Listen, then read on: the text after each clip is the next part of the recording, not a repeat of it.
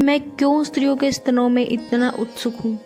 जब भी मैं किसी स्त्री को देखता हूँ, पहले उसका स्तन ही मुझे दिखाई देता है, शेष शरीर उतने महत्व। हेलो दोस्तों, स्वागत है आपका अपने चैनल अखंड नॉलेज में। तो दोस्तों, आज हम बात करने वाले हैं विज्ञान भैरव तंत्र की 9वीं ध्यान विधि के बारे में। तो दोस्तों, जैसा कि आप सब जानते हैं कि ये ध्यान विधियाँ भगवान शिव ने माता पार्वती को बताई थी और हम इन ध्यान विधियों को महान ओशो की बुक से पढ़ रहे हैं। तो चलिए शुरू करते हैं। 9वीं ध्यान विधि कुछ इस प्रकार है कि ओशो कहते हैं कि मृतवत लेटे रहो, क्रोध में शुद्ध होकर उसमें ठहरे रहो, या पुतलियों को घुमाए बिना एक टक घूरते रहो, या कुछ चूसो और चूसना बन जाओ। इसका क्या मतलब है कि मृतवत लेटे रहो? ओशो बोल रहे हैं कि प्रयोग करो कि तुम एकाएक मर गए हो, शरीर को छोड़ दो क्योंकि तुम मर गए हो, बस कल्पना करो कि तुम मृत हो और मैं शरीर नहीं हूँ, शरीर को नहीं हिला सकता, आंख भी नहीं हिला सकता, मैं चीख और चिल्ला भी नहीं सकता, न ही मैं रो सकता हूँ, कुछ भी नहीं कर सकता क्योंकि मैं मरा हुआ हूँ। और तब देखो तुम्हें कैसा लगता है। लेकिन अपने को धोखा मत दो, तुम शरीर को थोड़ा हिला सकते हो, नहीं पर हिलाना नहीं है। लेकिन मच्छर भी आ जाए तो भी शरीर को मृत समझो। यह सबसे अधिक उपयोग की गई विधि है। रमण महर्षि इसी विधि से ज्ञान को उपलब्ध हुए थे, लेकिन यह उनके इस जन्म की विधि नहीं थी। इस जन्म में तो अचानक सहज ही उन्हें यह घटित हो गई थी, लेकिन जरूर उन्हें किसी पिछले जन्म में इसकी सतत साधना करी होगी, अन्यथा सहज कुछ भी घटित नहीं होता। प्रत्येक चीज का कार्य कारण संबंध रहता है। जब वे केवल 14 या 15 वर्ष के थे, एक रात अचानक रमण को लगा कि मैं मरने वाला हूँ। उनके मन में यह बात बैठ गई कि मृत्यु आ गई है। वे अपना शरीर भी नहीं हिला पा रहे थे। उन्हें लगा कि मुझे लकवा मार गया है। फिर उन्हें अचानक घुटन महसूस हुई और वे जान गए कि उनकी हृदय गति बंद होने वाली है और वे चिल्ला भी नहीं सकते थे, बोल भी नहीं सकते थे कि मैं मर रहा हूँ। कभी कभी किसी दुस्वप्न में ऐसा होता है कि जब तुम न चिल्ला पाते हो न ही हिल पाते हो, जागने पर भी कुछ क्षणों तक तुम कुछ भी नहीं कर पाते हो। यही हुआ था रमण को। अपनी चेतना पर तो पूरा अधिकार था, पर अपने शरीर पर बिल्कुल भी नहीं था। वे जानते थे कि मैं हूँ, मैं चेतना हूँ, सजग हूँ, लेकिन मैं मरने वाला हूँ। और यह निश्चय इतना घना था कि कोई विकल्प भी नहीं था। इसलिए उन्होंने सब प्रयत्न छोड़ दिया। उन्होंने आंखें बंद कर ली और मृत्यु की प्रतीक्षा करने लगे। धीरे धीरे उनका शरीर सख्त हो गया, शरीर मर गया। लेकिन एक समस्या उठ खड़ी हुई। वे जान रहे थे कि शरीर नहीं हूं मैं, लेकिन मैं हूं तो। वे जान रहे थे कि मैं जीवित हूं और शरीर मर गया है। फिर वे उस स्थिति से वापस आए। सुबह में शरीर स्वस्थ था, लेकिन वही आदमी नहीं लौटा जो मृत्यु के पूर्व था, क्योंकि उसने मृत्यु को जान लिया था। अब रमण ने एक नए लोक को देख लिया था, चेतना के एक नए आयाम को भी जान लिया था। उन्होंने घर छोड़ दिया। उस मृत्यु के अनुभव ने उन्हें पूरी तरह से बदल दिया और वे इस युग के बहुत थोड़े से प्रबुद्ध पुरुषों में हुए। और यही विधि है जो रमण को सहज घटित हुई, लेकिन तुमको यह सहज नहीं घटित होने वाली। लेकिन प्रयोग करो तो किसी जीवन में यह सहज हो सकती है। प्रयोग करते हुए भी यह घटित हो सकती है, और यदि नहीं घटित हुई तो भी प्रयत्न कभी व्यर्थ नहीं जाता। यह प्रयत्न तुम में रहेगा, तुम्हारे भीतर बीज बनकर रहेगा। कभी जब उपयुक्त समय होगा और वर्षा होगी, यह बीज अंकुरित हो जाएगा। सब सहजता की यही कहानी है। किसी काल में बीज बो दिया गया था, लेकिन ठीक समय नहीं आया था और वर्षा नहीं हुई थी। किसी दूसरे जन्म में और जीवन में समय तैयार होता है। तुम अधिक प्रौढ़, अधिक अनुभवी होते हो और संसार में उतने ही निराश होते हो। तब किसी विशेष स्थिति में वर्षा होती है और बीज फूट निकलता है। ओशो आगे कहते हैं कि मृतवत लेटे रहो, क्रोध में क्षुब्ध होकर उसमें ठहरे रहो। निश्चय ही जब तुम मर रहे हो तो वह कोई सुख का क्षण नहीं होगा, वह आनंद पूर्ण नहीं हो सकता।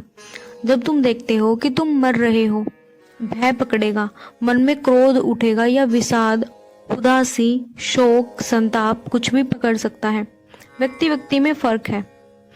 सूत्र कहता है क्रोध में शुद्ध होकर उसमें ठहरे रहो, स्थित रहो। अगर तुमको क्रोध घेरे तो उसमें ही स्थित रहो, अगर उदासी घेरे तो उसमें भी स्थित रहो। भय चिंता कुछ भी हो उसमें ही ठहरे रहो, डटे रहो। जो भी मन में हो उसे वैसा ही रहने दो, क्योंकि शरीर तो मर चुका है। यह ठहरना बहुत सुंदर है। अगर तुम कुछ मिनटों के लिए भी ठहर गए तो पाओगे कि सब कुछ बदल गया है। लेकिन हम हिलने लगते हैं। यदि मन में कोई आवेग उठता है तो शरीर हिलने लगता है। उदासी आती है तो भी शरीर हिलता है। इसे आवेग इसलिए कहते हैं कि यह शरीर में वेग पैदा करता है।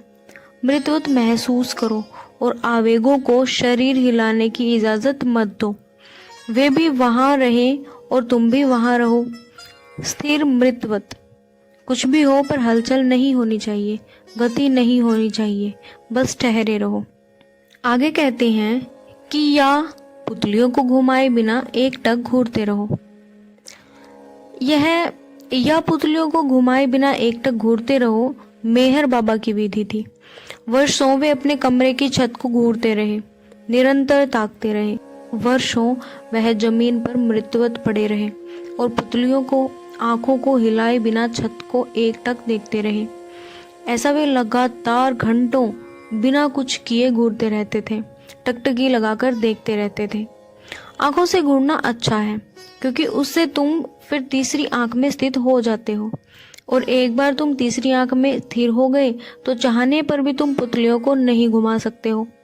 वे भी स्थिर हो जाएंगी, अचल हो जाएंगी। मेहर बाबा इसी घूरने के जरिए उपलब्ध हो गए, और तुम कहते हो कि इन छोटे छोटे अभ्यासों से क्या होगा। लेकिन मेहर बाबा लगातार 3 वर्षों तक बिना कुछ किए छत को घूरते रहे थे। तुम सिर्फ 3 मिनट के लिए ही ऐसी टकटकी लगाओ और तुमको लगेगा कि 3 वर्ष गुजर गए हैं। 3 मिनट भी बहुत लंबा समय मालूम होगा। तुम्हें लगेगा कि समय ठहर गया है और घड़ी बंद हो गई है। लेकिन मेहर बाबा घूरते रहे। धीरे धीरे विचार मिट गए और गति बंद हो गई। मेहर बाबा मात्र चेतना रह गए।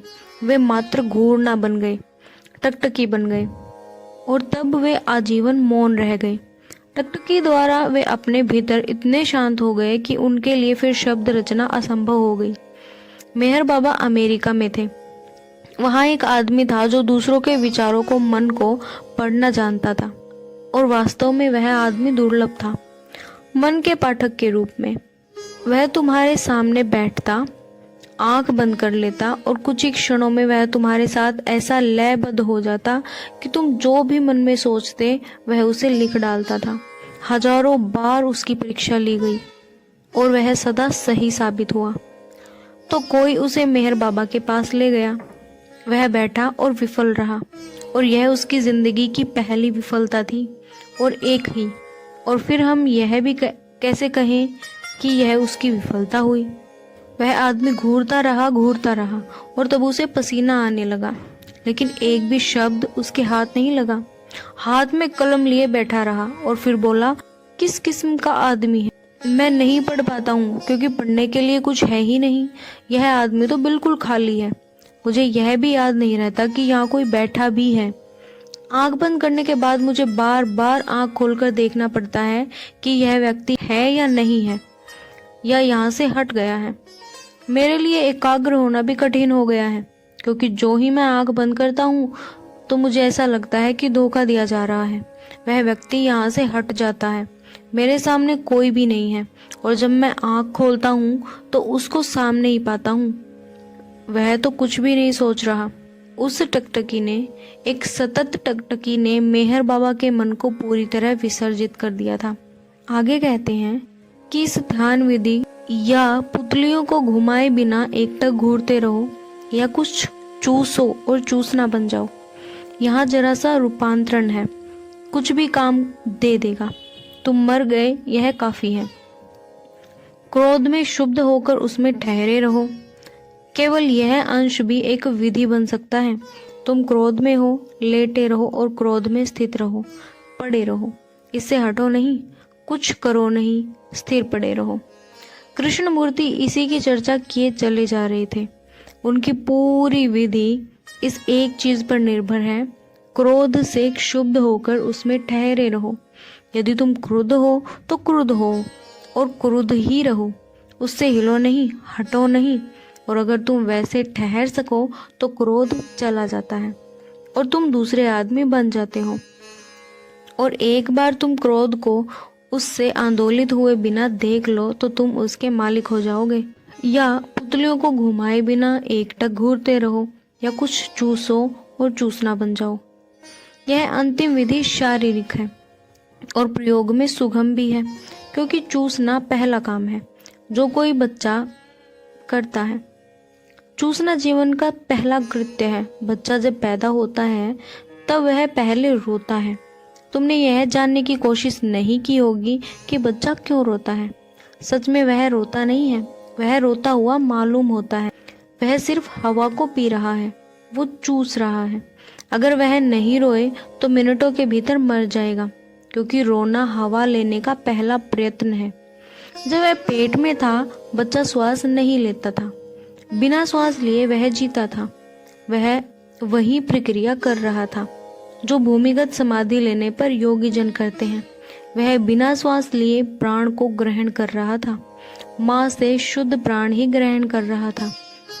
यही कारण है कि माँ और बच्चे के बीच जो प्रेम है वह और प्रेम से सर्वथा भिन्न होता है, क्योंकि शुद्धतम प्राण दोनों को जोड़ता है।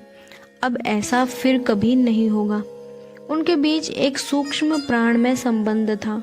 माँ बच्चे को प्राण देती है।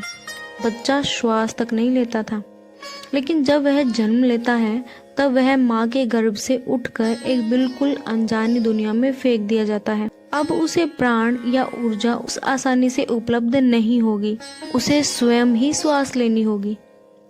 उसकी पहली चीख चूसने का पहला प्रयत्न है। उसके बाद वह माँ के स्तन से दूध चूसता है। ये बुनियादी कृत्य है जो तुम करते हो, बाकी सब काम बाद में आते हैं। जीवन के वे बुनियादी कृत्य हैं और प्रथम कृत्य उसका अभ्यास भी किया जा सकता है। यह सूत्र कहता है कि या कुछ चूसो और चूसना बन जाओ। किसी भी चीज को चूसो, हवा को ही चूसो, लेकिन तब हवा को भूल जाओ और चूसना ही बन जाओ। इसका अर्थ क्या हुआ? तुम चूस रहे हो, तुम कुछ चूस रहे हो, इसमें तुम चूसने वाले हो, चोषण नहीं हो। तुम चोषण के पीछे खड़े हो। यह सूत्र कहता है कि पीछे मत खड़े रहो, कृत्य में भी सम्मिलित हो जाओ और चोषण बन जाओ। किसी भी चीज से तुम प्रयोग कर सकते हो। अगर तुम दौड़ रहे हो तो दौड़ना ही बन जाओ और दौड़ने वाले न रहो, दौड़ना बन जाओ। दौड़ बन जाओ और दौड़ने वाले को भूल जाओ। अनुभव करो कि भीतर कोई दौड़ने वाला नहीं है, मात्र दौड़ने की प्रक्रिया है। वह प्रक्रिया तुम हो, सरिता जैसी प्रक्रिया। भीतर कोई नहीं, भीतर सब शांत है और केवल यह प्रक्रिया। चूसना, चोषण अच्छा है, लेकिन तुमको यह कठिन मालूम पड़ेगा, क्योंकि हम इसे बिल्कुल भूल गए हैं। यह कहना भी ठीक नहीं है कि बिल्कुल भूल गए हैं, क्योंकि उसका विकल्प तो निकालते ही रहते हैं। माँ के स्तन की जगह सिगरेट ले लेती हैं और तुम उसे चूसते रहते हो। यह स्तन ही है, माँ का स्तन, और गर्म धुआं निकलता है, वह माँ का दूध। इसलिए छुटपन में जिसको माँ के स्तन के पास उतना नहीं रहने दिया गया जितना वे चाहते थे, वे पीछे चलकर धूम्रपान भी करने लगते हैं।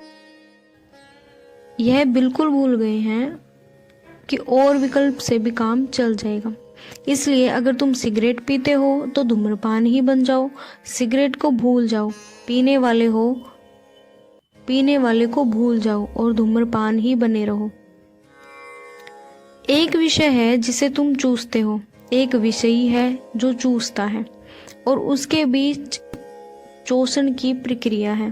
तुम चोषण बन जाओ, प्रक्रिया बन जाओ, इसे प्रयोग करो। पहले कई चीज़ों से प्रयोग करना होगा और तुम तब जानोगे कि तुम्हारे लिए क्या चीज़ सही है। तुम पानी पी रहे हो, ठंडा पानी भीतर जा रहा है। तुम पानी बन जाओ, पानी न पियो, पानी को भूल जाओ, अपने को भूल जाओ, अपनी प्यास को भी, और मात्र पानी बन जाओ। प्रक्रिया में ठंडक है, स्पर्श है, प्रवेश है और पानी है, वही सब बने रहो। क्यों नहीं? क्या होगा यदि तुम चोषण बन जाओ तो क्या होगा? यदि तुम चोषण बन जाओ तो तुम निर्दोष हो जाओगे, ठीक वैसे जैसे प्रथम दिन जन्मा हुआ एक शिशु होता है, क्योंकि वह प्रथम प्रक्रिया है। एक तरह से आप पीछे की ओर यात्रा करेंगे, लेकिन उसकी ललक लालसा भी तो है। आदमी का पूरा अस्तित्व उस स्तनपान के लिए ही तड़पता है, जिसके लिए वह कई प्रयोग करता है, लेकिन कुछ भी काम नहीं आता, क्योंकि वह बिंदु ही खो गया है। जब तक तुम चूसना नहीं बन जाते, तब तक कुछ भी काम नहीं आएगा। इसीलिए इसे प्रयोग में लाओ। ओशो कहते हैं कि एक आदमी को मैंने यह विधि दी थी। उसने कई विधियां प्रयोग की थी। तब वह मेरे पास आया। उससे मैंने कहा, यदि मैं समूचे संसार से केवल एक चीज ही तुम्हें चुनने को दूं, तो तुम क्या चुनोगे? और मैंने तुरंत उसे यह भी कहा कि आंख बंद करो और इस पर तुम कुछ भी सोचे बिना मुझे मत बताओ। वह डरने लगा, झिझकने लगा। तो मैंने कहा, न डरो, न ही झिझको, मुझे स्पष्ट बताओ। उसने कहा, यह तो बहुत बेहुदा मालूम पड़ता है, लेकिन मेरे सामने एक स्तन उभर कर आ रहा है। और यह कहकर वह अपराध भाव अनुभव करने लगा। तो मैंने कहा, अपराध भाव मत अनुभव करो। स्तन में क्या गलत है? सर्वाधिक सुंदर चीजों में से स्तन है, फिर अपराध भाव क्यों? लेकिन उस आदमी ने कहा, यह चीज तो मेरे लिए गृहस्थता बन गई है, इसलिए अपनी विधि बताने से पहले यह बताएं कि मैं क्यों स्त्रियों के स्तनों में इतना उत्सुक हूँ। जब भी मैं किसी स्त्री को देखता हूँ, पहले उसका स्तन ही मुझे दिखाई देता है, शेष शरीर उतने महत्व का नहीं रहता। और यह बात केवल उसके साथ ही लागू नहीं होती, प्रायः प्रत्येक के साथ लागू होती है।